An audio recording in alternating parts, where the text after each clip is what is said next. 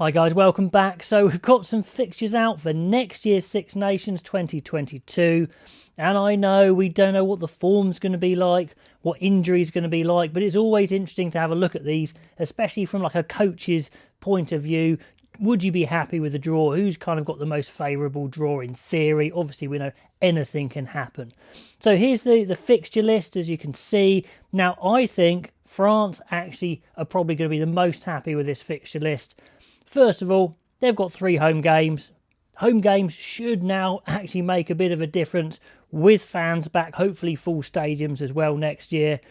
And they start at home to Italy. Now, no disrespect to Italy, but they haven't won for a long time. So what teams are now looking at when they see Italy is they pretty much guarantee to win at the moment. Hopefully that will change.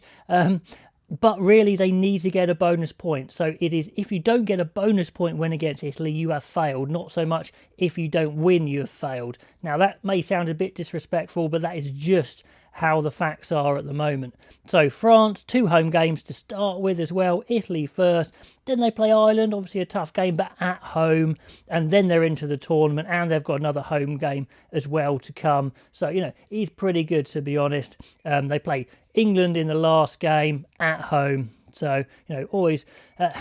teams will always be a bit wary of the 2 big teams. Now, when I say big teams, I don't necessarily mean results, but kind of historically, player numbers, money-wise, France and England are the big dogs, and they're always expected to do well. So facing England at home is a positive. So I think France have the best draw.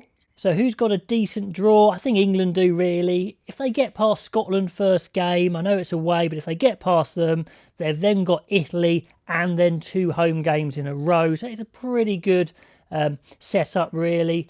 Where you have Italy is important. You don't really want them at the end. It's no real use at the end because the tournament's pretty much been decided by then. At the end, we see Wales have Italy at the end, which isn't ideal. You kind of want them either first up as a bit of a warm-up or in the middle as a bit of a break. Again, sounds disrespectful. It's just not. It's just how it is. Hopefully Italy change that themselves.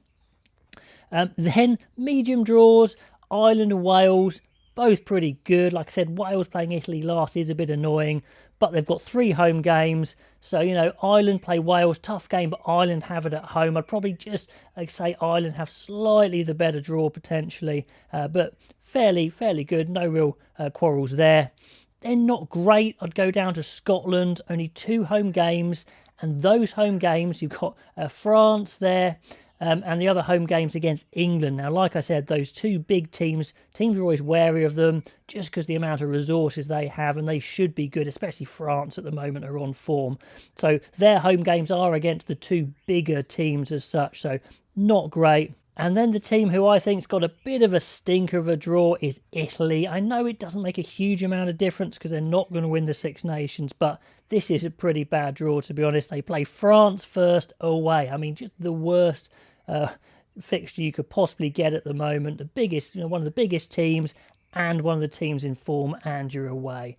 Then they are at home for the next game, but it's England, another of the big boys. So just they could have the stuffing knocked out of them by that point, and it could just be game over. But we'll see.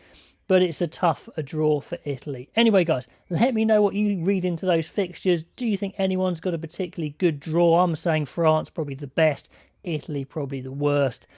Let me know. Always interesting to speculate, and I'll catch you guys next time.